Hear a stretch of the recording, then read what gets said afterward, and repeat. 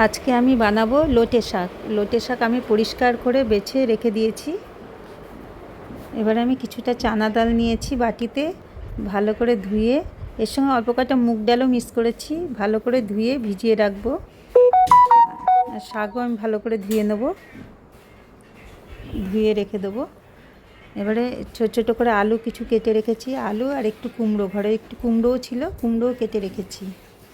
এবারে ডালগুলো মিক্সিতে দিয়ে আমি পিষে নেব, একটু নুন হলুদ দিয়ে পিষে নেব। এরপর আমি গরম তেলে ছোট করে চামচ দিয়ে, মানে ডালের একটু একটু করে দিয়ে আমি ডালের বড়া বানিয়ে নেব। ছোট বড়া বানাবো, শাকের মধ্যে দেবো, ওই জন্যে বড়া দিয়ে লোটে শাক বানাচ্ছি। বড়াগুলো ভেজে তুলে নিলাম। তেল গরম আছে, ওই তেলেই আমি কম তেলেই খাবার বানাই সবসময়। ওই তেলে আমি পাঁচফোড়ন আর কালো জিরে দিয়ে দিয়েছি। ভালো করে এগুলো একটুখানি মানে হালকা হালকা কালো হয়ে যাবে, তখন আমি এই যে কদ্দু, কাঁচা লঙ্কা আর আলু কুচোনো আছে সেগুলো আমি কড়াইতে ঢেলে দিলাম। ঢেলে ভালো করে নেড়ে নিলাম।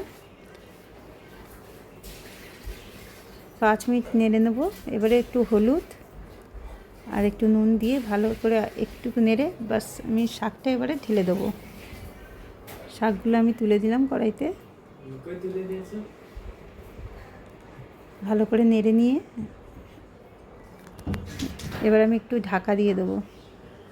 ঢাকা দেওয়ার পরে এবারে খুলে আমি বড়াগুলো দিয়ে দেবো একবার নেড়ে।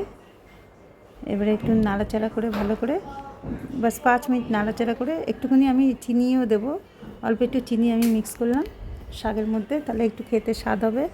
একটু নেড়ে এবারে গ্যাসটা আমি বন্ধ করে দেব। আমার শাক তৈরি হয়ে গেছে, ডালের বড়া দিয়ে লোটে শাক তৈরি হয়ে গেছে।